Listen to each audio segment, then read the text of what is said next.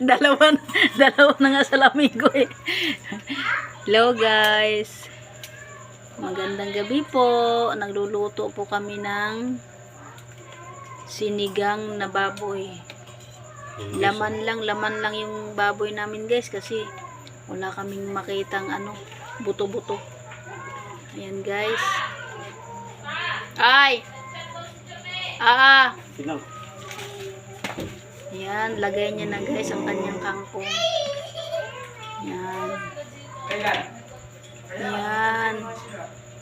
Guys, nagluluto siya guys ng sinigang na baboy. Si Jumidis Marco. Ayan. Suportahan nyo guys yung kanyang guys, vlog. Hindi na kasi siya masyado nagbablog guys kasi lagi siya dito sa bahay guys. Pero minsan nagbablog sa guys. Suportahan nyo po guys, i-like nyo po guys at saka i-share. Yan. Hi guys. Yan ang aming ulam guys.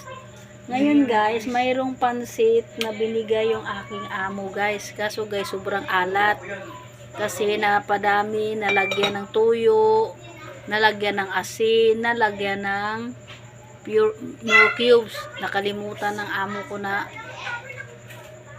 madami siyang natimpla. Alam mo na guys, medyo may edad na po yung nagluluto. Kaya ganun. Masarap guys, sobrang sarap ng pansit. Kaso guys, maalat. Kaya guys, uulitin ni kahit 10 Jumidis kutsi pa yan. Marco ang kanyang wala naman.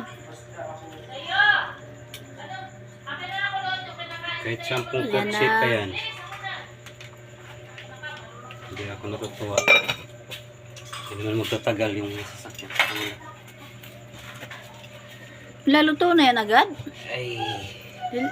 Matigas pa yung baboy.